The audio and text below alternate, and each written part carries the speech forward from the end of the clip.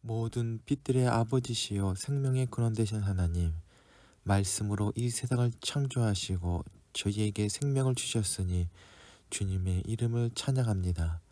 이 시간 새해 첫 주일 저희가 마음과 정성을 다해 하나님을 예배하오니 주님의 빛을 보게 하시고 그 빛으로 새로워지게 하시며 빛을 증거하는 증인으로 살아가게 하여 주시옵소서. 이 시간 성령 하나님께서 우리와 함께 하여 주시길 조용히 간구합시다.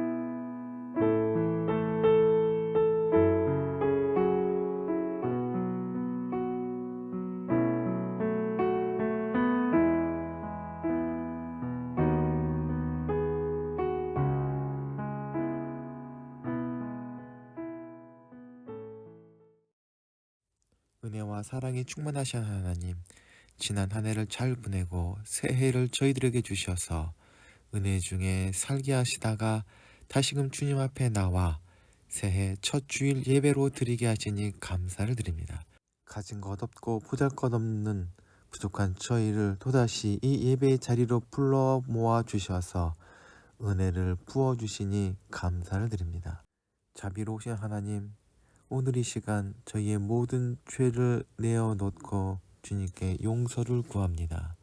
나만 힘들다고 투정하였고 내 몸만 아프다고 짜증을 내었고 그런 나를 알아주지 않는다고 화를 냈던 저희 모습을 되돌아봅니다. 세월이 흐르고 나이가 들어가면서 좀 더 여유롭고 좀 더 사랑하고 좀 더 배려하고 더 헤아릴 줄 아는 사람이 되고 싶었지만 그러지 못한 저희들의 모습을 주님 앞에 내어놓습니다. 내 자신의 욕심과 안위만을 구하며 살았던 저희 모습을 주님 앞에 내어놓사오니 용서하여 주옵소서. 사랑의 주님, 새해에는 지난날의 모든 죄악을 떨쳐버리고 저 높은 곳을 향하여 날마다 나아가길 결단하오니 저희를 인도하여 주옵소서. 주님, 지난주 슬픈 사고로 179명의 생명이 숨졌습니다. 평범한 사람들이 전보다 소중하고 행복한 시간을 보내기 위해 먼 여행을 나섰을 텐데 여행의 끝이 이런 참변이라니 고통과 슬픔 가운데 주님의 위로를 구합니다. 돌아오지 못하는 이들을 가슴에 안고 통곡하는 가족과 친지들의 눈물을 기억하시고 위로하여 주옵소서. 사고, 수습과 진상규명이 잘 이루어져 억울하고 의문스러운 사고가 되지 않게 하시고 다시는 이런 사고가 생기지 않도록 단단히 대비하고 준비할 수 있게 하여 주옵소서. 슬퍼하는 이들과 함께 아파하고 연대하는 모든 이들에게 힘을 주시고 서로 보듬는 마음들이 새로운 위로와 힘으로 우리 사회에 쌓여 다시는 이런 참사가 생기지 않도록 잘 준비하게 하여 주옵소서.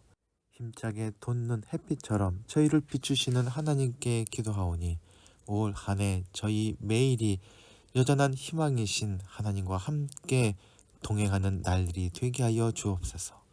희망 없어 보이는 이 시대는 어제든 오늘이든 늘 똑같아 보이고 늘 절망스러워 보입니다.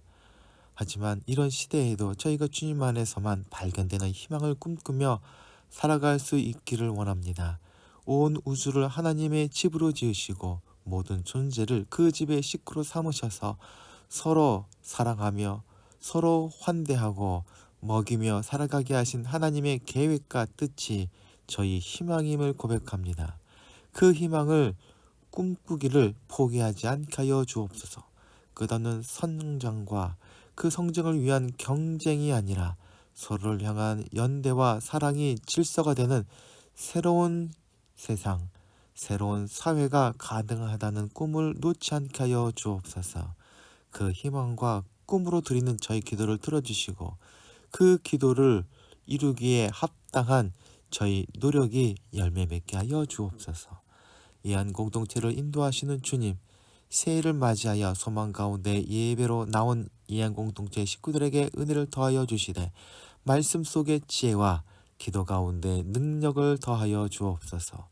진행하는 학업 위에 질을 더하시고 물질도 풍성히 채워주시사 감사와 찬양으로 새로운 해를 열게 하여 주옵소서. 거룩한 빛 등대교회도 든든히 서가게 하여 주시옵고 주옥은도 강건하게 하여 주시사 하나님께서 인도하시는 그 아름다운 길을 걷게 하여 주시옵소서. 주님이 인도하심 가운데 세워진 문봉 제빵소에 복을 내려 주시옵소서. 아름다운 소문이 퍼지게 하시고 소문을 듣고 온 손님들마다 만족과 기쁨을 누리게 하여 주시옵소서. 우리 구주 되신 예수 그리스도의 이름으로 기도하옵나이다. 아멘.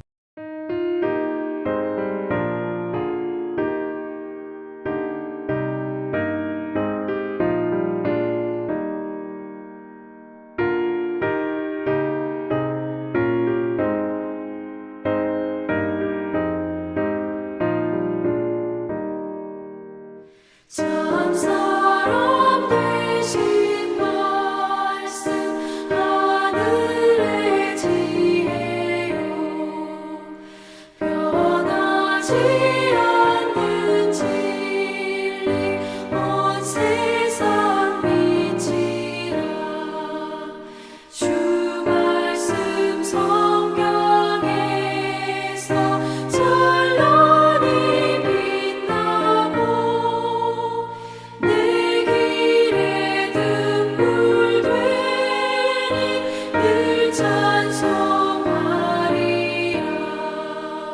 주께서 세운 교회 이 말씀 받아서 그 귀한 빛을 비춰 온 세상 밝힌다. 귀중한 성경 말씀 금보다 귀하고 주님의 귀한 모습 잘 드러내도다.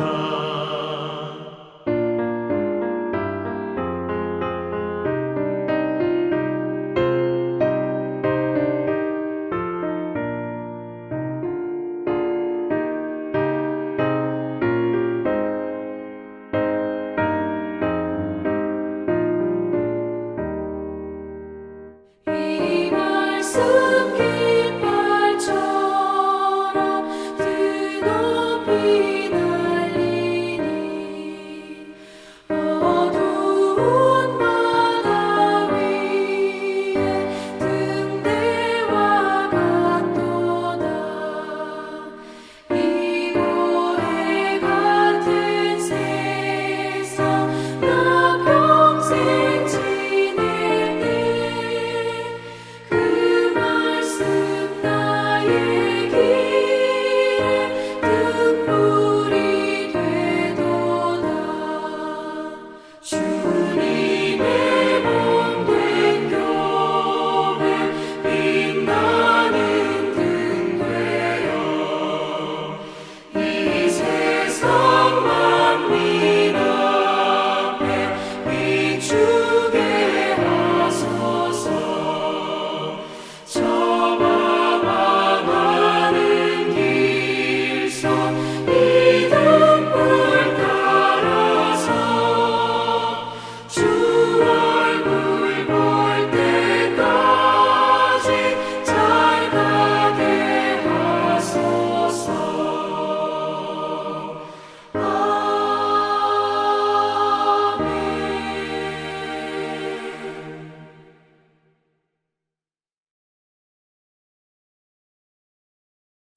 오늘 우리에게 주시는 하나님의 말씀은 요한복음 1장 1절부터 18절까지의 말씀입니다. 태초에 말씀이 계셨다. 그 말씀은 하나님과 함께 계셨다. 그 말씀은 하나님이셨다. 그는 태초에 하나님과 함께 계셨다. 모든 것이 그로 말미암아 생겨났으니 그가 없이 생겨난 것은 하나도 없다. 그의 안에서 생겨난 것은 생명이었으니 그 생명은 모든 사람의 빛이었다. 그 빛이 어둠 속의 빛이니 어둠이 그 빛을 이기지 못하였다. 하나님께서 보내신 사람이 있었다. 그 이름은 요한이었다. 그 사람은 빛을 증언하러 왔다. 그 증언으로 모든 사람을 믿게 하려는 것이었다. 그 사람 자신은 빛이 아니었다. 그는 빛을 증언하러 온 것뿐이었다. 그 빛이 세상에 오셨으니 모든 사람을 비추는 참 빛이시다. 그는 세상에 계셨다. 세상이 그로 말미암아 생겨났는데도 세상은 그를 알지 못하였다. 그가 자기 땅에 오셨으나 그의 백성은 그를 맞아들이지 않았다. 그러나 그를 맞아들인 사람들, 곧 그 이름을 믿는 사람들에게는 하나님의 자녀가 되는 특권을 주셨다. 그들은 혈통으로나 육정으로나 사람의 욕망으로 나지 않고 하나님께로부터 났다. 말씀이 육신이 되어 우리 가운데 사셨다. 우리는 그의 영광을 보았다. 그 영광은 아버지께서 주신 독생자의 영광이며 그 안에는 은혜와 진리가 충만하였다. 요한은 그를 증언하여 외쳤다. 이분이 내가 말씀드린 바로 그분입니다. 내 뒤에 오시는 분을 나보다 앞선 분이라고 말씀드린 것은 이분을 두고 말한 것입니다. 그분은 나보다 먼저 계신 분이기 때문입니다. 우리는 모두 그의 충만한 데서 은혜 위에 은혜를 받았다. 율법은 모세에게서 받았고 은혜와 진리는 예수 그리스도로 말미암아 생겨났다. 일찍이 하나님을 본 사람이 없으나 아버지의 품속에 계시는 독생자이신 하나님이 그분을 나타내 보이셨다. 아멘.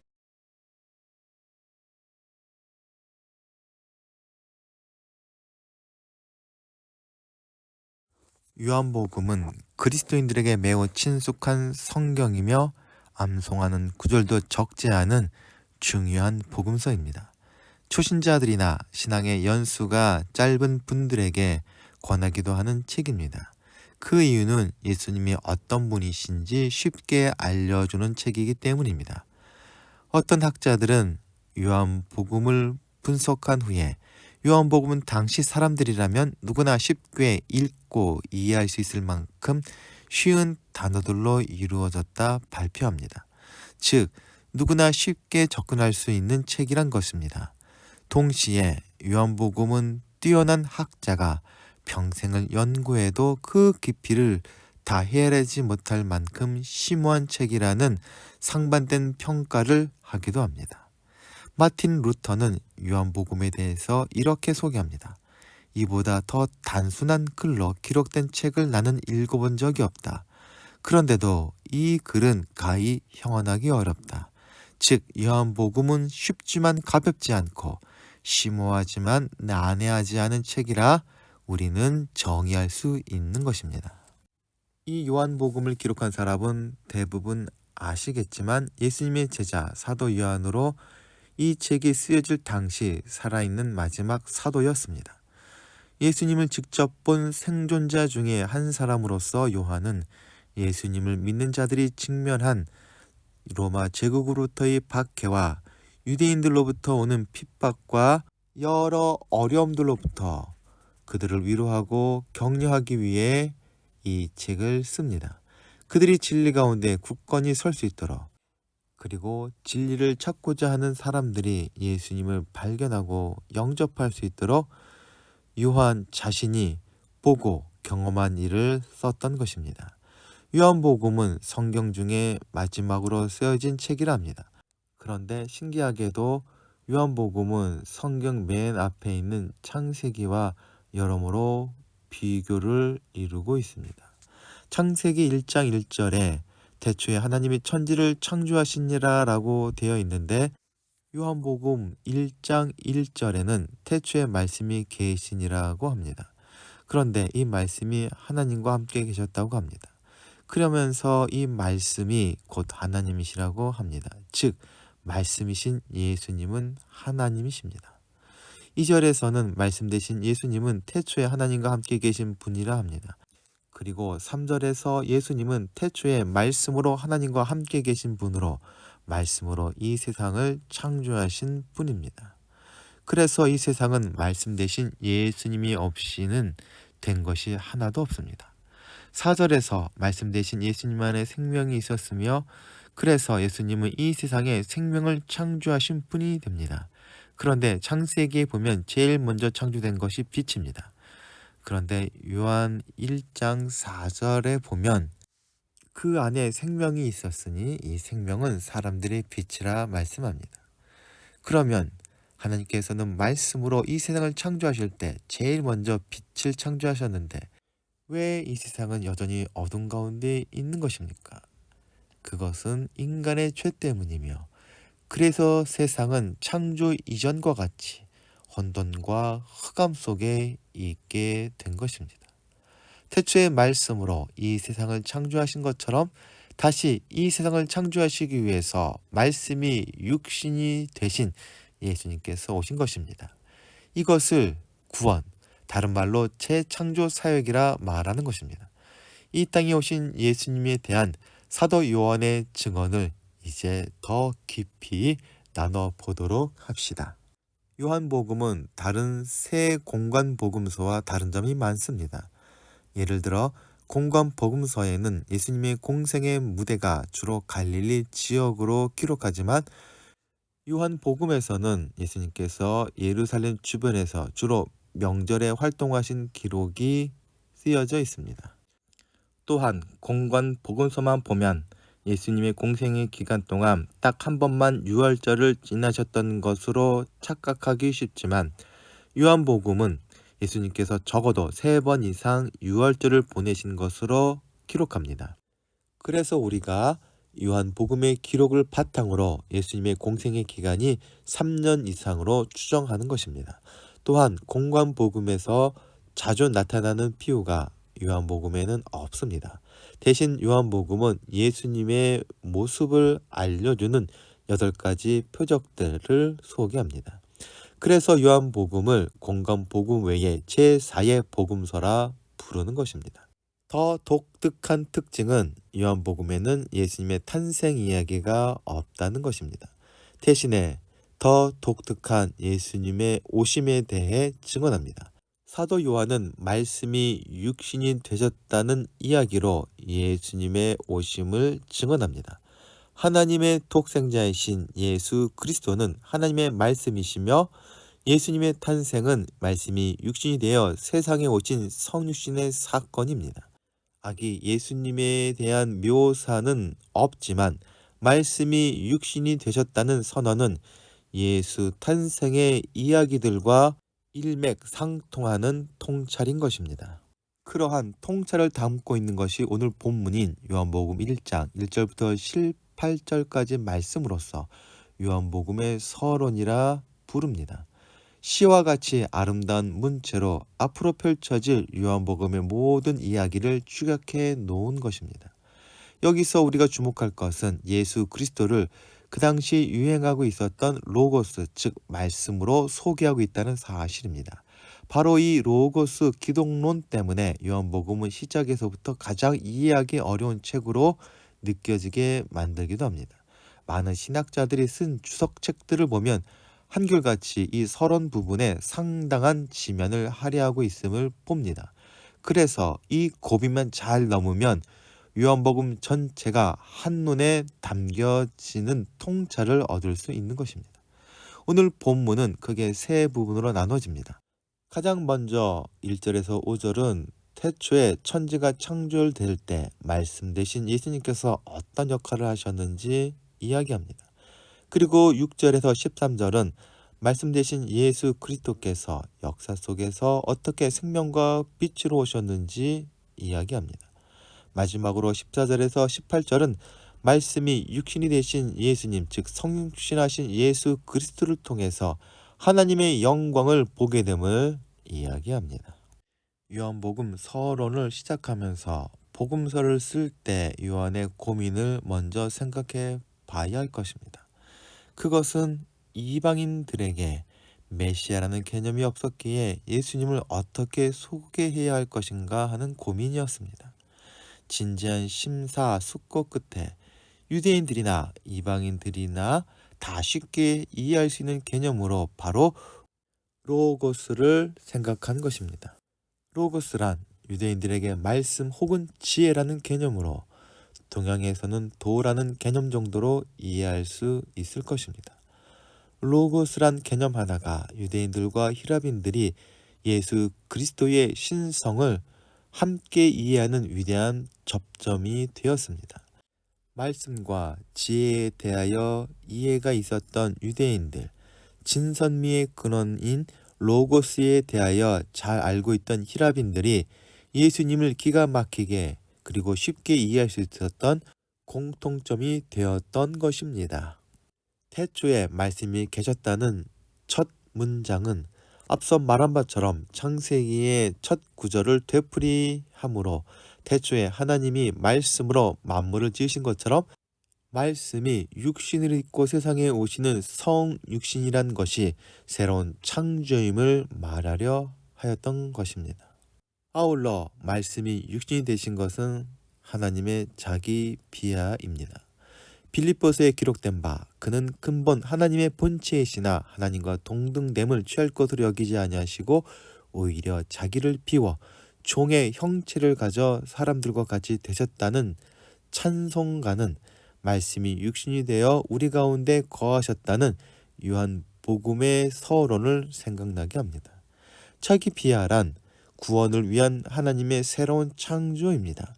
태초에 말씀이 계셨고 그 말씀이 세상을 창조했고 이제 그 말씀은 자신이 창조한 세상을 구원하기 위해 자기를 비워 육신이 되셨음을 요한을 통해 증언하고 있는 것입니다.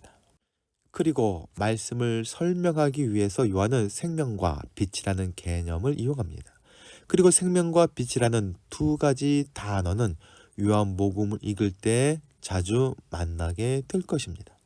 먼저 요한복음은 생명에서 시작해서 생명으로 끝난다고 할 정도로 자주 사용됩니다.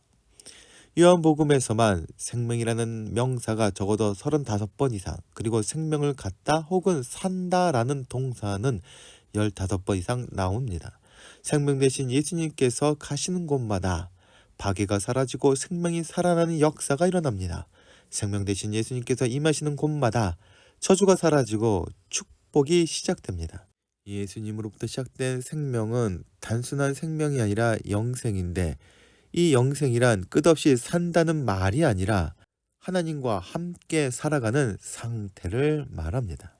아울러 사도 요한은 빛이라는 단어를 자주 사용합니다.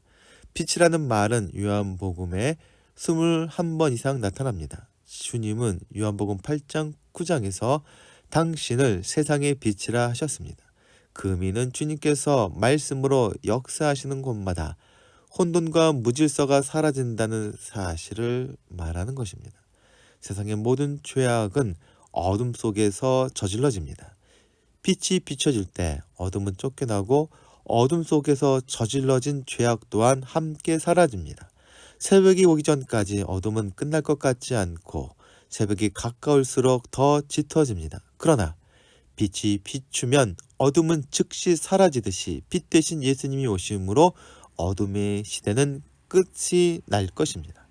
동시에 빛 대신 예수님은 하나님의 길을 밝히 드러내고 안내해 주십니다. 어두운 밤바다를 항해하는 배들에게 등대가 올바른 길을 안내하듯이 빛 대신 예수님은 거짓과 어둠 속에 빠져 있는 모든 사람들에게 진리로 나아가는 길을 비춰주십니다.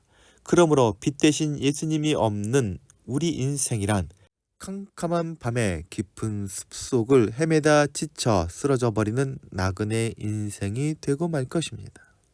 사도 요한이 말하는 바 복음이란 그 말씀이 사람이 되셨다는 것입니다. 즉 성육신인 하셨다는 것입니다. 성육신이란 개념은 세상 사람들을 비롯해서 일부 성도들에게도 매우 난해한 개념인 동시에 초대교회 당시 그리스 철학자들에게도 불가능하고 어리석은 궤변에 불과하였습니다. 왜냐하면 그들에게 육신이란 것을 생각해 보면 연약하며 시간이 지날수록 병들고 늙어서 마침내 죽어 사라질 하찮은 것에 불과합니다. 이런 하찮은 존재가 영원하고 변함없으며 완전한 말씀이 된다는 것은 생각할 수 없는 정도를 넘어 불가능한 일입니다. 당시 세계관이라 할 수 있는 헬라 철학에서 육신과 말씀, 즉 로고스와 육신의 차이는 절대로 건널 수 없는 깊고 넓은 협곡입니다. 인간이 신이 될 수 없듯이 신 역시 인간이 될 수 없는 것입니다. 그런데 성육신은 이 불가능을 깨뜨려 버립니다. 하나님께서 하찮은 인간이 된다는 것, 거룩한 존재가 속된 인간이 되는 것, 죽을 수 없는 존재가 죽을 수밖에 없는 육신이 된다는 것, 이것이 말씀이 육신이 되셨다는 성육신의 모순이자 기적입니다.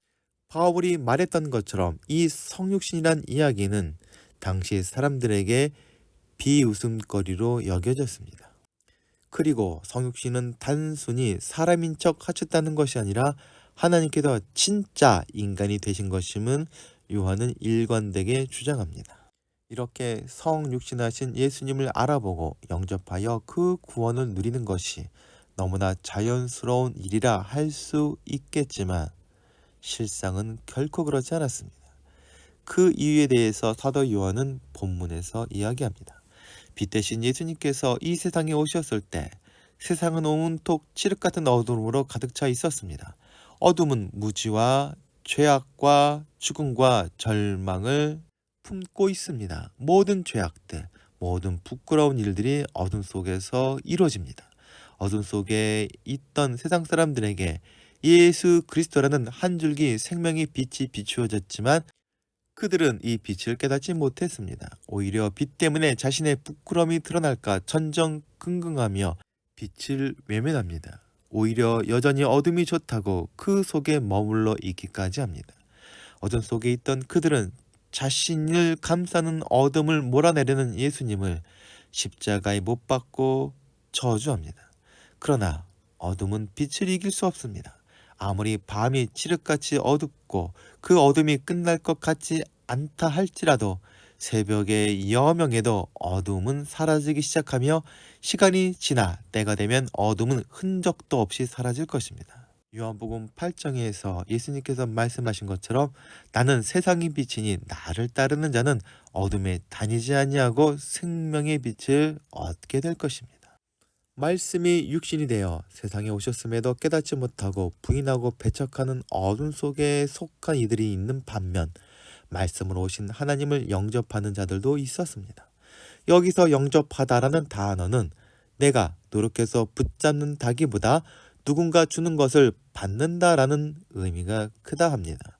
구원도 그러하거니와 그 구원을 얻게 하는 믿음 역시도 내가 노력하여 얻은 것이 아니라 하나님께서 주셨기에 받게 되는 선물입니다. 성경은 경건이나 선행을 통한 하나님께로 가는 길이란 존재하지 않기에 우리 가운데 오신 하나님을 받아들이라 말합니다.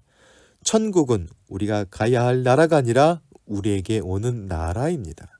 여기서 오해하지 말아야 할 것은 믿음으로 구원을 받는다는 말에서 믿음이란 우리 결단이나 헌신이 아니라 하나님의 부르심에 대한 응답, 즉 반응일 뿐입니다. 영원하신 말씀이 육신으로 세상에 오셨을 때 그를 받아들이는 이들이 하나님의 자녀가 됩니다. 그가 영접한 말씀은 태초부터 하나님과 함께 계셨으며 하나님의 독생하신 아들이기 때문에 그 말씀을 영접한 사람은 하나님의 자녀가 자연스럽게 되는 것입니다. 이렇게 죽을 수밖에 없는 사람이 영생을 얻고 하나님 나라에서 쫓겨날 수밖에 없는 자가 하나님 나라를 누리는 기적은 우리 노력이나 선행이 전혀 없기에 오직 하나님의 은혜이며 하나님께서 하셨기에 하나님의 영광이라 찬양할 수밖에 없는 것입니다. 사랑하는 이한공동체 식구들 여러분, 우리 가운데 찾아오신 말씀 되신 예수 그리스도는 우리가 가야 할 여러 길 중 하나가 아니라 유일한 길입니다. 그렇게 우리는 말씀 되신 예수님을 붙잡아야 합니다. 생명이 거기에 있기 때문입니다. 예수님께서 말씀하신 바 내가 진실로 진실로 너희에게 이르노니 내 말을 듣고 또 나를 보내신 이를 믿는 자는 영생을 얻었고 심판에 이르지 아니하나니 사망에서 생명으로 옮겼느니라 하신 그 말씀을 기억해야 할 것입니다. 아울러 빛 대신 예수님을 붙들고 그 안에 살아야 합니다. 나는 빛으로 세상에 왔나니 물은 나를 믿는 자로 어둠에 거하지 않게 하려 하기 때문이라 하신 그 말씀을 또한 잊지 말아야 할 것입니다. 이렇게 예수님과 동행함으로 영생을 누리며 세상 사람들에게 주님을 알리는 빛된 삶을 사시는 이해한 공동체 식구들 되시길 소망합니다. 다 함께 기도하시겠습니다. 사랑과 은혜가 충만하신 하나님, 예수 그리스도를 나의 구세주로 영접하고 살아갈 수 있도록 저희를 하나님의 자녀로 불러주심에 감사드립니다. 그러나 세상은 여전히 어둠 가운데 있으며 그 어둠 속에서 끔찍한 일들이 끊이지 않음을 또한 고백합니다. 주님께 바라옵기는 세상이 주님을 알게 하시고 그 부르심에 응답하여 주님을 영접하게 하시고 주님의 빛을 품고 그 빛을 비추며 살아가는 빛의 자녀들로 세워져 가게 하여 주시옵소서. 저희 힘이 되시고 생명 되신 예수 그리스도께 더욱 가까이 가는 한 주간이 될 수 있도록 도와주시고 인도하여 주시길 소원하오며 이 모든 간구를 우리 구주 되신 예수 그리스도의 이름으로 기도하옵나이다. 아멘. 함께 공동체의 고백을 하시겠습니다. 하나, 우리는 문제가 있습니다. 둘, 문제에는 끔찍한 대가가 있습니다. 셋, 하나님은 해결책을 가지고 계십니다. 넷, 그 해결책은 믿음으로 누립니다. 지금은 저희를 위해 이 땅에 오신 예수 그리스도의 은혜와 독생자까지 내어주신 아버지 하나님의 사랑과 날마다 저희를 인도하시는 성령님의 역사가 이 시간 사랑하는 이한 공동체의 식구들과 가정과 기도하며 진행하는 모든 생업 위에 지금부터 영원토록 함께하여 주시기를 간절히 축원하옵나이다. 아멘.